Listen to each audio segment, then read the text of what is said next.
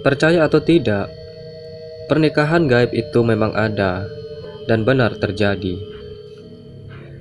Hal itu memang sulit diterima akal sehat, tetapi jika Tuhan sudah berkehendak, tidak ada manusia yang mampu menolak atau menghindar. Tuhan sebagai dalang dan manusia sebagai wayang. Tuhan bebas menentukan lakon dan ceritanya. Di sebuah kota di Banyuwangi, ada sebuah keluarga keturunan Tionghoa bernama Jo Kian Sing. Istrinya bernama Si Wiwa. Mereka memiliki anak laki-laki satu-satunya yang diberi nama Jo Lilung dan usia baru 8 tahun. Pada tahun 1957, keluarga ini dikenal sebagai keluarga yang kaya raya. Pekerjaan Cheo Kian Sing adalah pedagang palawija. Dari pekerjaannya itu, dia banyak bergaul dengan penduduk sekitar. Tidak jarang, dia juga memberikan lapangan pekerjaan bagi penduduk sekitar yang tidak bekerja. Dengan kata lain, Cheo Kian Sing adalah salah satu keluarga terpandang di kota kecil itu dan sangat dermawan terhadap siapapun yang membutuhkan pertolongan. Semua penduduk menghormati dan memanggilnya dengan sebutan akrab Yu Sing atau Ko Sing. Awalnya, keluarga Tio Kian Sing damai sejahtera. Alung, panggilan anak laki-lakinya, tumbuh dalam kasih sayang. Namun, hal ini tidak menjadikan Alung besar kepala atau sombong atas keberadaannya sebagai anak tunggal orang kaya. Alung tumbuh seperti anak-anak lainnya dan bergaul dengan siapa saja. Dia juga tidak malu untuk berbagi makanan atau uang untuk teman-temannya. Semua menyukai Alung. Suatu hari, tiba-tiba Alung menderita sakit yang cukup parah. Semua dokter telah dipanggil untuk mengobatinya, tetapi dia tidak kunjung sembuh. Semua teman dan orang-orang yang mengenalnya mendoakan agar Alung segera sembuh. Beberapa dari mereka juga mencoba mencarikan obat bagi kesembuhannya, tetapi sia-sia. Hingga akhirnya, maut merenggut jiwa Alung di masa kekanak-kanakannya. Kekayaan tidak dapat membeli kembali jiwa anak itu. Cheo Kian Sing benar-benar terpukul dan menyesal kenapa anak yang diharapkan menjadi pewaris pergi dalam usia belia. Si Wiwa sang ibu juga histeris kehilangan putra kesayangannya. Penghiburan dari sanak saudara tidak kunjung mengobati kepedihan hatinya. Suasana pemakaman Alung dipenuhi derai air mata. Semua penduduk juga ikut mengantar. Mereka menyayangkan kematian dini Alung. Kehilangan anak satu-satunya menorehkan kepedihan. Tetapi, roda kehidupan terus berjalan, sekalipun tanpa kehadiran Alung. Jo Kian Sing dan istrinya berusaha tabah, sekalipun awalnya sulit. Tuhan memang adil dan tidak pernah membiarkan umatnya larut dalam penyesalan dan kesedihan. 5 tahun berselang, Si Wiwa hamil untuk kedua kalinya. Kesedihan keluarga itu terobati dengan lahirnya seorang anak perempuan yang diberi nama Cheo Lilan. Harapan mulai tumbuh seiring waktu yang berjalan. Alan, panggilan dari Cheo Lilan, mulai tumbuh menjadi gadis manis berusia 10 tahun. Dia juga tahu kalau dia memiliki kakak laki-laki yang telah meninggal dunia sebelum dia lahir. Gadis cilik ini hanya mengenal wajah kakaknya lewat foto. Pada suatu malam, Alan bermimpi bertemu dengan seorang pemuda tampan yang wajahnya mirip dengan kakaknya. Pemuda itu mengaku sebagai kakak Alan yang bernama Alung. Dalam mimpi itu, Alung meminta tolong kepada adiknya untuk menyampaikan pesan kepada papa dan mamanya. Mimpi itu tidak berlanjut karena Alan terbangun. Keesokan harinya, Alan menceritakan mimpinya pada mamanya. Si Wiwa tidak percaya, tetapi melihat kesungguhan Alan, akhirnya dia tahu kalau putrinya tidak main-main. Si Wiwa segera menemui suaminya untuk menceritakan masalah itu. Dengan ragu-ragu, dia menceritakan mimpi Alan. Chiu Qianxing menertawakan cerita istrinya dan mengatakan kalau Alan itu bermimpi karena sering melihat foto Alung. Malam berikutnya, Alan kembali bermimpi bertemu Alung. Lagi-lagi, sang kakak memintanya untuk menyampaikan pesan. Alan bertanya pesan apa yang harus disampaikannya. Alung mengatakan kalau dirinya ingin menikah. Alan terbangun dan mengatakan semuanya kepada papa dan mamanya. Chiu Qianxing dan istrinya kaget. Mimpi Alan ternyata berkelanjutan dan berarti itu bukan sekedar mimpi. Namun, bagaimana mungkin Alung yang sudah meninggal minta dinikahkan? Siapakah gadis yang ingin dinikahinya? Pertanyaan itu menggelitik hati Chiu Qianxing dan si Wiwa. Untuk membuktikan kebenaran itu, Chiu Qianxing mengajak si Wiwa menemui seseorang suhu yang paham tentang dunia arwah. Mereka pun menceritakan permasalahan mimpi Alan pada sang suhu. Sang suhu menanggapi cerita itu dengan serius. Kemudian, mengadakan upacara pemanggilan arwah Alung melalui media seorang anak seusia Alung saat meninggal. Dimulailah percakapan sang suhu dan arwah Alung. Chiu Qianxing dan si Wiwa kaget karena dari mulut anak itu keluar suara Alung yang mereka kenal. Suaranya memang sudah berubah karena Alung sudah dewasa, berusia 23 tahun. Chiu Qianxing dan si Wiwa percaya karena anak itu menceritakan semua hal tentang dirinya sebagai Alung semasa hidupnya. Pada Chiu Qianxing dan si Wiwa, Alung menceritakan kalau di alam sana dia sudah dewasa. Dia juga ingin menikah karena sudah memiliki pacar. Alung meminta papa dan mamanya untuk melamar gadis itu pada keluarganya, serta mengadakan pesta pernikahan bagi dirinya. Atas permintaan Alung, pembicaraan terhenti sampai di situ atas permintaan Alung. Pemuda itu ingin bercerita sendiri pada orang tuanya melalui mimpi. Chiu Qianxing dan si Wiwa sangat takjub dan terkejut. Atas saran sang suhu, mereka berdua diminta untuk memenuhi segala permintaan Alung, sementara dia siap membantu segala sesuatunya. Awalnya, Chiu Qianxing ragu bagaimana menyelenggarakan pesta pernikahan, sementara yang bersangkutan telah meninggal dunia. Sang suhu menjelaskan bahwa dunia arwah sama dengan kehidupan manusia. Sepertinya, gadis yang dipacari Alung meminta pernikahannya diselenggarakan layaknya manusia yang masih hidup. Jika pernikahan itu dilaksanakan, maka akan dilakukan di alam gaib dan Alung sah memiliki gadis itu sebagai istrinya. 2 hari setelah Chiu Qianxing dan si Wiwa menemui sang suhu, mereka pun bermimpi. Di suatu tempat, Chiu Qianxing dan si Wiwa bertemu dengan almarhum anaknya. Alung tampak gagah dan tampan, mengenakan pakaian putih bersih. Alung memberi hormat kepada orang tuanya. Chiu Qianxing dan si Wiwa memeluk Alung dengan penuh rasa haru. Alung mengajak mereka ke suatu taman dan duduk bersama. Alung mulai menceritakan tentang pacar yang ingin dinikahinya. Gadis itu bernama Ho Hyouli. Kedua orang tuanya tinggal di Surabaya. Gadis itu meninggal dunia pada usia 8 tahun karena sakit. Di alam arwah, Ho Hyouli tinggal di asrama seperti Alung karena mereka tidak memiliki rumah. Sejak pertemuan pertama, Alung merasa cocok, demikian juga Ho Hyouli. Keduanya saling menyukai dan menyayangi. hingga memutuskan untuk menikah.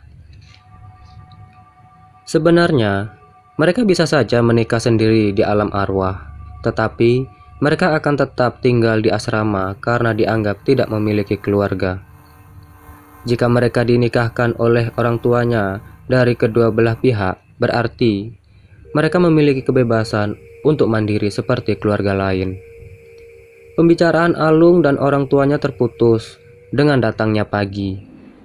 Kini, Chiu Qianxing percaya karena si Wiwa juga bermimpi hal yang sama. Keduanya sepakat untuk memenuhi dan mewujudkan keinginan anaknya. Mereka juga membuatkan rumah bagi anak dan calon menantunya, serta memberikan kecukupan hidup bagi mereka nanti di alam arwah. Malam berikutnya, mimpi itu datang lagi. Mereka pun membicarakan kelanjutan rencana pernikahan anaknya. Alung memberitahukan alamat Ho Hyogli, juga nama orang tuanya di Surabaya. Chiu Qianxing bingung, bagaimana mungkin melamar gadis itu, sementara mereka tidak mengenal orang tua Ho Hyogli.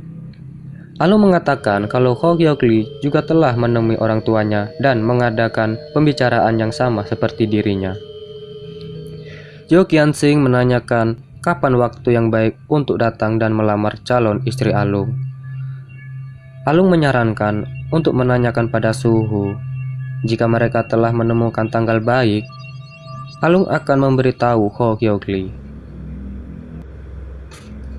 Keesokan harinya, Chiu Qianxing menemui sang suhu dan memberitahukan tentang mimpi-mimpi yang dialaminya bersama si Wiwa.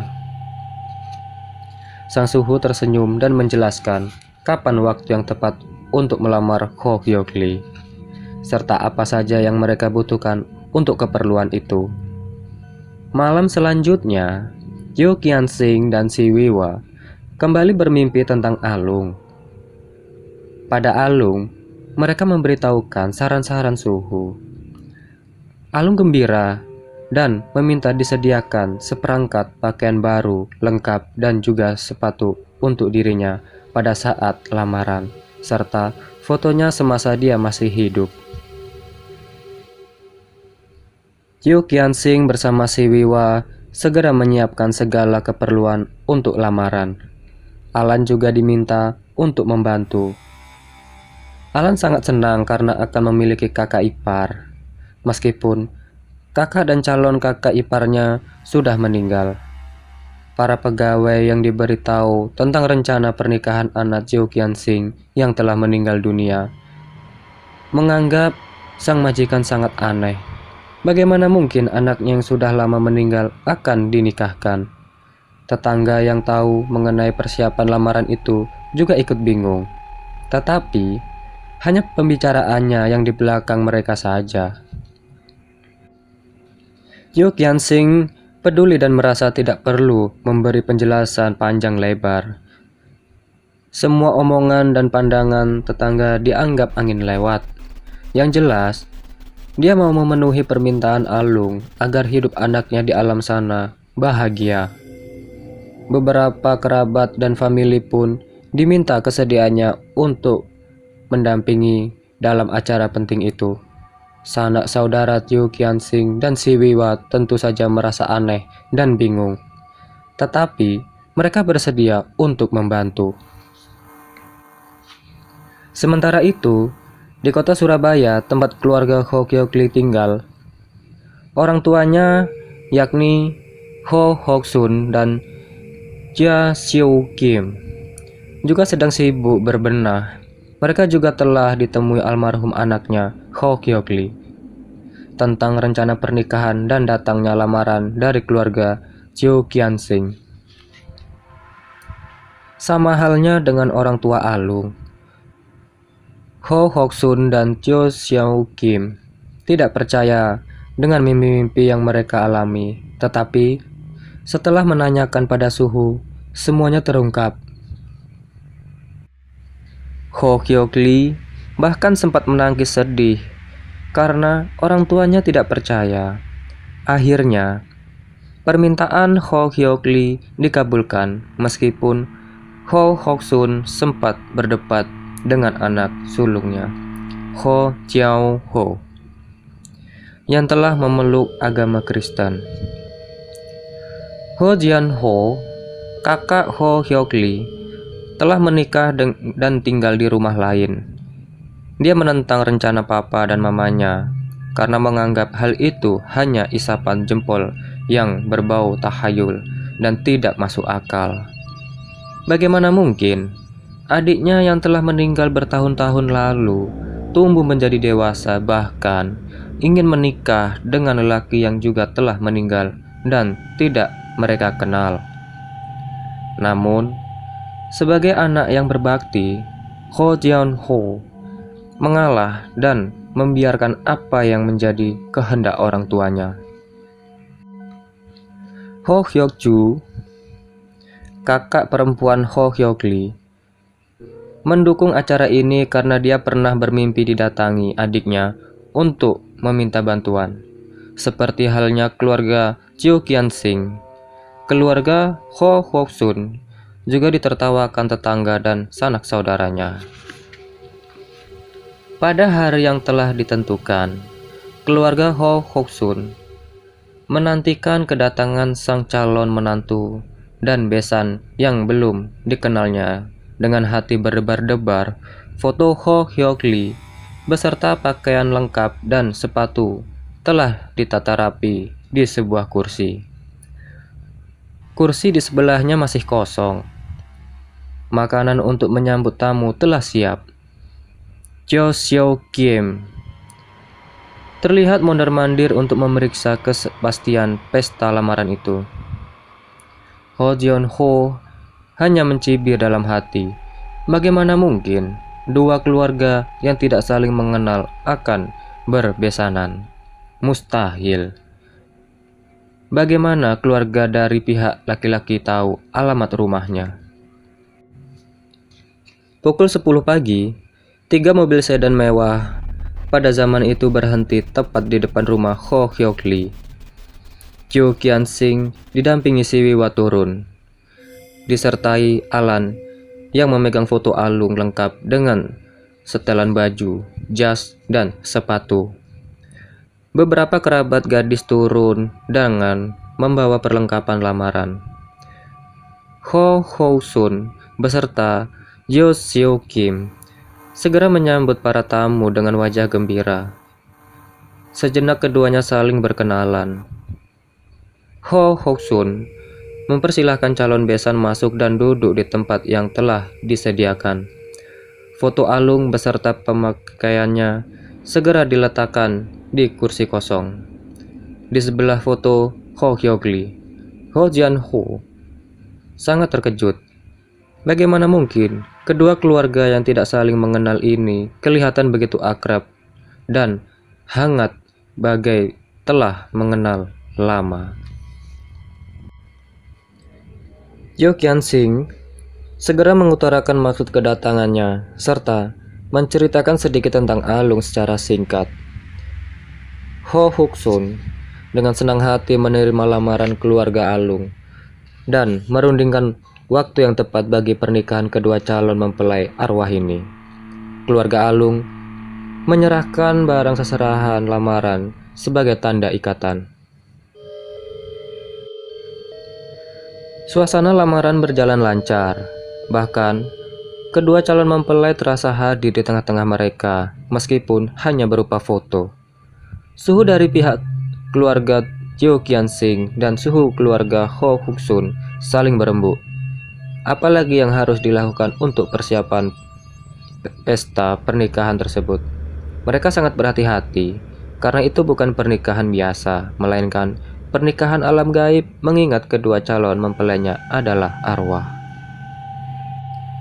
Setelah berdiskusi, akhirnya disepakati kalau 2 bulan lagi pesta pernikahan akan digelar, layaknya pengantin manusia. Mereka akan mengundang para kerabat dan tetangga, serta kenalan untuk hadir sebagai tamu sekaligus saksi. Selesai acara lamaran, keluarga Jo Kian Sing pulang kembali ke Banyuwangi dengan membawa foto alung semasa hidupnya. Sesuai kesepakatan dan saran sang suhu, Yu Qianxing dan Ho Huksun memesan patung seukuran manusia dengan wajah Alung dan Hyok Lee yang muncul di dalam mimpi. Persiapan pernikahan memang menelan biaya yang tidak sedikit, akan tetapi keluarga calon pengantin tidak merasa keberatan.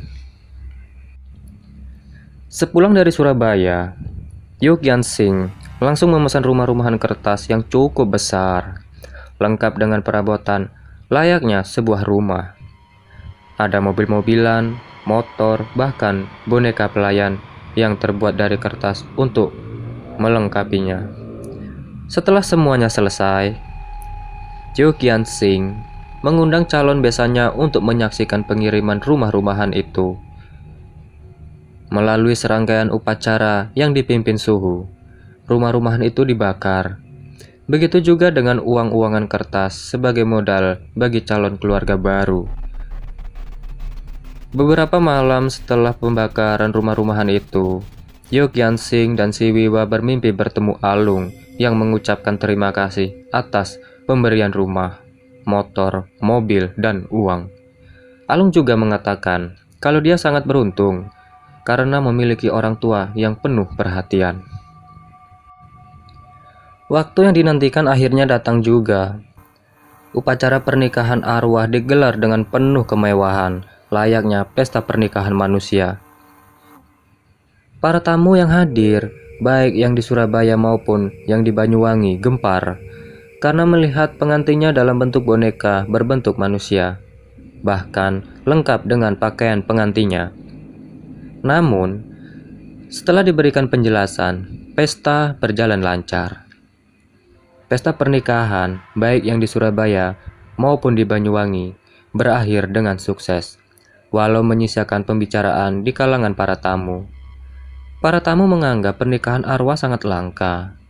Di Banyuwangi, sesuai pesta pernikahan, keluarga Yu Qianxing melanjutkan upacara pembakaran boneka pengganti sebagai tanda antara Alung dan Hyok Lee telah resmi menjadi pasangan suami istri baik di dunia nyata maupun di alam roh. Pesta telah usai menyisakan kelelahan di keluarga kedua pihak, tetapi mereka merasa bahagia karena telah memenuhi permintaan anak-anak mereka. Saat bermimpi tentang Alung dan Hyok Lee yang sudah hidup serumah sebagai suami istri, kedua besan ini saling menelpon untuk berbagi cerita. Setelah itu, Alung dan Hyok Lee tidak pernah muncul lagi dalam mimpi mereka. Tetapi, hubungan kedua keluarga tetap berlanjut, bahkan saling berziarah ke makam anak dan menantu mereka. Waktu berlalu dengan cepat. Pernikahan alam gaib mulai dilupakan orang. Setelah beberapa tahun dari peristiwa itu, keluarga Yu Qianxing dan keluarga Ho Huksun bermimpi tentang Alung dan Hyok Lee yang telah memiliki anak. Hidup mereka tampak bahagia. Itulah mimpi terakhir yang mereka alami, karena setelah itu mereka tidak pernah bermimpi lagi. Mungkin Alung dan Hyok Lee telah hidup bahagia di alam sana dan tidak ingin merepotkan kedua orang tua mereka lagi. Hanya kuasa Tuhan yang mampu mengungkap misteri kehidupan di dunia ini. Selesai.